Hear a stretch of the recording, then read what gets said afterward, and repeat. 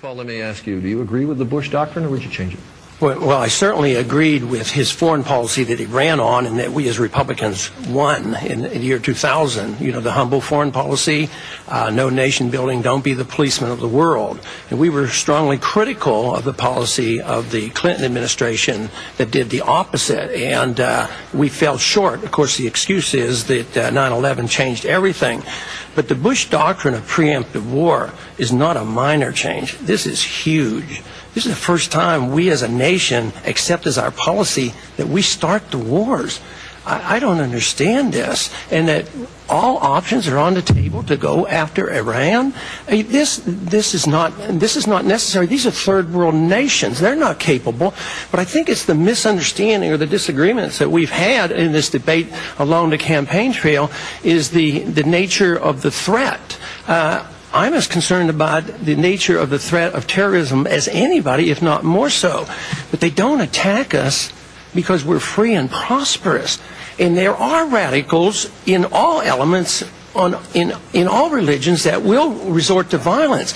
But if we don't understand that the reaction is because we invade their countries, and occupy their countries, we have bases in their country, and we haven't done it just since 9/11, but we have done that a long time. I mean, it was the Air Force base in Saudi Arabia before 9/11 that was given as the excuse. If we don't understand that, we can't win this war against terrorism. Yeah. Let me try to explain so you can understand this better. Try to visualize how we would react if they did that to us. If a country, say China, came that great distance across the ocean, and they say, we want you to live like us. We want you to have our economic system. We want bases on your land. We want to protect our oil. Even if we do that with good intentions, even if the Chinese did that with good intentions, we would all be together and we'd be furious. Ron, you're reading their propaganda. You're reading their propaganda. What would you do? I'd read their writings. I'd read what they write to one another, and that's why when someone like Syed Qutb lays out the philosophy of radical jihadism and says we want to kill. And what you're saying, let me complete.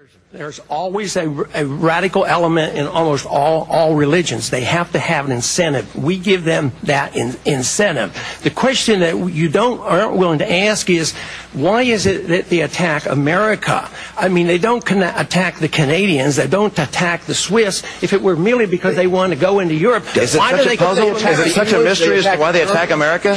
It is. They're not going after Luxembourg. It is because we've gone.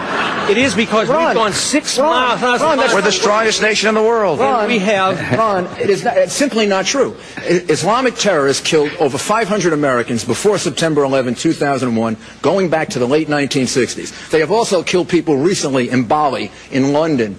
They have launched attacks in Germany. Where did the attack on the Munich Olympics take place? In the United States, or did it take place in Germany? Let me stop. I could go on and on. The attack on Leon Klinghoffer.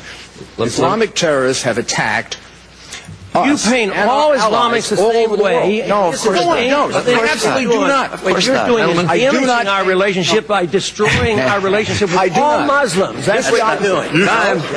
Charlie, you started it.